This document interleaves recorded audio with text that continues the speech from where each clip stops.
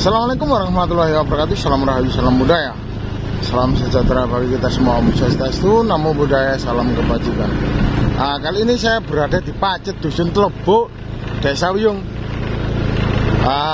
Di atas gunung ini masuk. Ini jalannya munggah ini. Ini desa yang paling ujung yang di Kecamatan Pacet ya. Soalnya berbatasan langsung dengan hutan. Coba kita menelisik atau menelusuri apa saja yang ada di sini. Ternyata itu indah lur.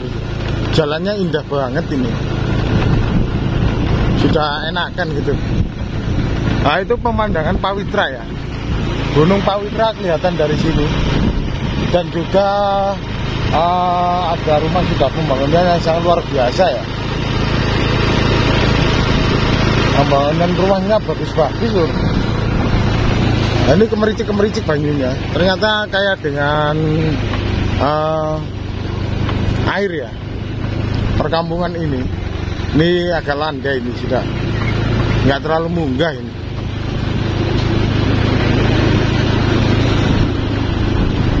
Coba kita menelisik sampai ke sana, itu gabah itu tadi di PP. Kehidupan di sini tuh sangat hawanya itu adem ya lur ya, atau asri. Meskipun panas siang hari, airnya itu semilir-semilir gitu anginnya, penuh dengan banyu ya, banter-banter banyunya. Namanya juga desa di atas gunung ya. Masuk ini ikut Gunung Welirang ya.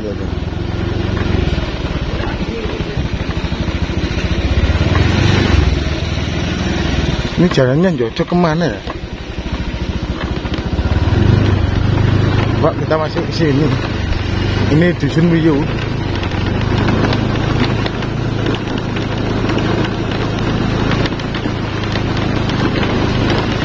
Termasuk kita keliling desa ya.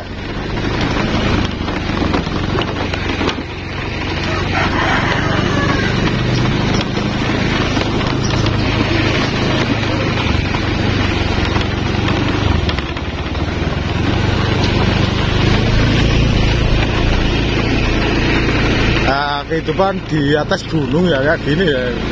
Ini munggah ini jalannya.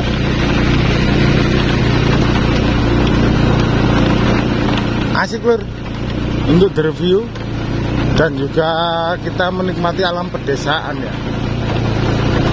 Jalannya meskipun desa itu sudah dicor gitu loh lur, yang masuk-masuk ke ladang ini.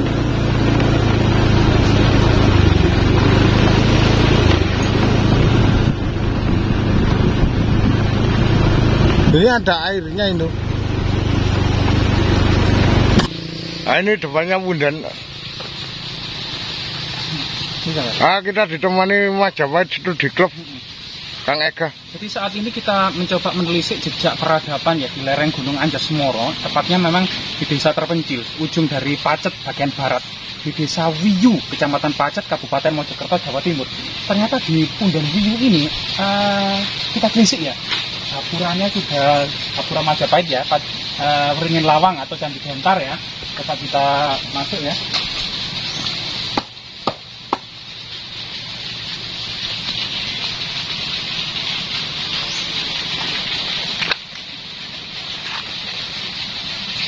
Jadi di dapura Wringin Lawang ini memang pada masa kuno itu memang itu membatasi ya area luar atau njaba dengan area jero atau dalam. Dari perbedaan antara njaba dan dalam, perbedaan antara area profan dan area sakral. Artinya dengan dibatasi oleh semacam candi dapura Wringin Lawang atau Gentar ini memang pada masa kuno atau terutama pada masa Majapahit memang sebagai batas ya area sakral dan area profan. Nah, karena area sakral kita coba mencoba sepatu kita. Nah, di sini ada juga pertumpaan.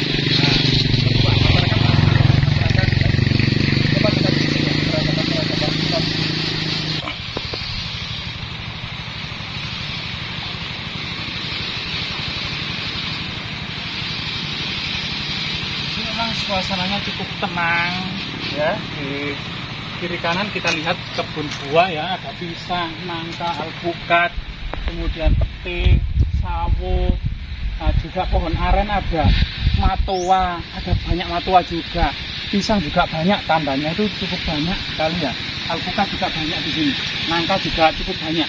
Nah, area ini ternyata pundenya cukup keramat loh. Masyarakat di sini itu masih menganggap di sini itu masih wingit ya, jadi penghuninya itu cukup banyak. Nah, di sini memang kita harus hati-hati, terutama niat kita harus baik dan terutama juga agar selamat, banyak membaca selawat ya, baca selawat juga. Nah, di sini kemudian di sini, jadi di bawah pohon yang cukup wingit, di bawah konon masyarakat ini menamakan pohon kantil atau bunga kantil gitu ya, bunga yang cukup keramat pada masa kuno. Nah, ini tergeletak apa ya, ini jejak-jejak artefak yang tergeletak ini. Oh, ini ternyata ada lubangnya ya, leher kendi. Nah, ini merupakan namanya tempat minum pada masa Majapahit gitu ya, tempat minum pada masa Majapahit. Di sini juga jejak persajian cukup banyak loh, satu tong luar biasa di sini ya, penuh dengan jejak-jejak persajian. Jadi ada gelas, berbagai jejak kemudian persajian yang cukup banyak sekali dikumpulkan oleh warga. Terutama memang artefak-artefak seperti ini memang perlu kita kumpulkan juga ya di area seperti ini ya. Ini. Nah, di sini. Dan di sini kita mendapati jejak-jejak sebuah peradaban yang berkesinambungan, semacam kemudian berundak, jejak-jejak megalitik atau prasejarah Kabuyitan, kemudian berlanjung kepada jejak-jejak peradaban kuno, karena kita terlihat ada sebuah kemuncak gitu ya, kemuncak yang identik dengan masa peradaban kuno Hindu-Buddha kerajaan Majapahit. Ya, kita coba rahayu ya, kita masuk dan kita sowan dulu ya, Nah, di sini disediakan kursi loh, banyak di sini kursi. Di sini disediakan kursi dan di bawah pohon kantil yang cukup keramat gitu ya. Nah, di sini dapat kita bertawasul ya. Mbah Bundan ini disuruh Fatihah.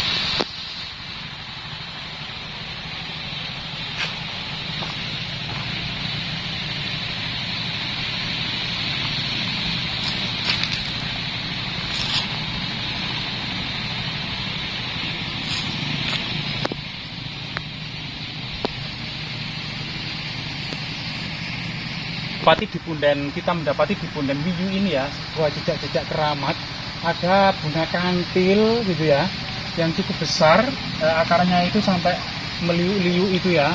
Kemudian ini juga ada pohon keramat, entah pohon apa ini ya, kita juga tidak tahu. Di sini ada jejak menhir, ya menhir, kemudian ada dolmen atau semacam meja batu persajian. Di situ ada juga beberapa menhir. Nah, di situ kemudian di sini yang jejak peradaban kuno Majapahit itu ada kemuncak yang ada di tengah itu. Nah ini masyarakat masih mensakralkan. Ada beberapa kemudian wewangian, termasuk minyak wangi, kemudian perdupaan dan bunga-bunga ya, itu bakal termasuk rokok ya, rokok klobot itu ya sebagai persajian. Termasuk bunga kantil atau bunga gading. Bunga gading itu sebagai kemudian persajian. Nah ya, ini luar biasa sekali memang. Di tengah-tengah masyarakat kita ya, yang masih kemudian sangat kental dengan tradisi Jawa dan Majapahit gitu ya.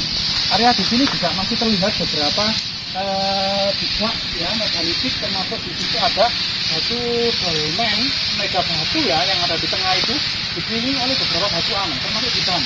Kemungkinan area ini dulu memang pusat peradaban megalitik yang cukup besar.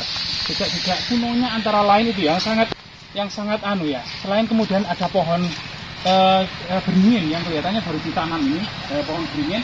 Nah ini yang luar biasa dan tiada duanya gitu ya. Salah satu kemudian tinggalan kerajaan Majapahit yang kemudian ini kemudian anakannya adalah pohon ini, Nagasari. Ini merupakan pohon Nagasari. Dilihat dari, nah ini biji-bijinya ini adalah pohon Nagasari gitu ya, yang konon katanya bisa untuk obat. Ini bunga Nagasari ya. Nah ini pohon Nagasari yang sedang berbuah. Jadi kita tidak kebetulan ketika sedang berbunga merona putih, kita tidak mendapati, cuman sedang berbuah lebat. Jadi buah dan bijinya itu berguguran. Nah ini buah dan bijinya itu berguguran. Nah, ini memang sangat langka ini. Ini dari kalau di Sri Lanka ini menjadi pohon nasional Sri Lanka loh. Saat ini memang Sri Lanka dilanda krisis ekonomi ya. Pohon ini buahnya, buah nagasari, ini bijinya, biji nagasari. Di Kabupaten Tabanan, Bali ini menjadi ikon Kabupaten Tabanan, yaitu pohon nagasari menjadi pohon Kabupaten Tabanan Pulau Bali. Nah ini di sini memang sangat jarang dan langka. Bahkan di Kecamatan Pacet ini cuma satu ini saja pohon nagasari. Jadi pohon nagasari ini pohon yang pernah menjadi primadona masa Majapahitnya. Sebenarnya perlu dikembangkan loh pohon nagasari ini ya, pohon langka. Tapi memang jejak-jejak peradaban kuno, pohon-pohon langka di punden-punden keramat, termasuk memang selain kemudian auran gaib yang cukup kental gitu ya, dan wingit tentunya ya, yang di situ memang masih kental tradisi masyarakat tentang ruah desa, asal usul desa, yang membabat alas hari sebuah desa, tentang kemudian memperingati tentang sejarah desa. Memang punden itu sesuatu yang sangat berkaitan dengan asal usul terbentuknya sebuah desa itu.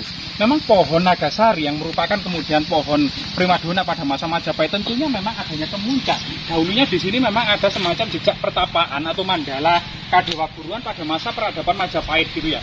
Di Sri Lanka sendiri Nagasar ini juga bernama Nagasar gitu ya. Sedangkan dalam kitab Negara Kertagama, Nagasari ini disebut juga Naga Kusuma.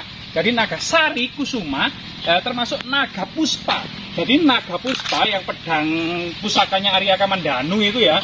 Nah itu kemudian menggunakan nama dari pohon ini, Naga Puspa, atau disebut juga Naga Kusuma atau Nagasari. Semoga kemudian tetap lestari, jadi kemudian tetap edukasi pohon-pohon langka Nagasari yang sangat erat kaitannya dengan sejarah Majapahit, serta kemudian jejak-jejak artefaktual yang sangat penting gitu ya, yang dirawat oleh warga. Ini sesuatu kemudian selain kemudian dalam tinjauan magis spiritual, kita akan menyuguhkan sebuah tinjauan edukasi, terutama kemudian bagaimana mengingatkan kembali tentang kejayaan masa lalu, karena kita merupakan mata rantai dari masa lalu, keberhasilan dan kesuksesan masa lalu, maka kita tetap ada dan bisa lestari.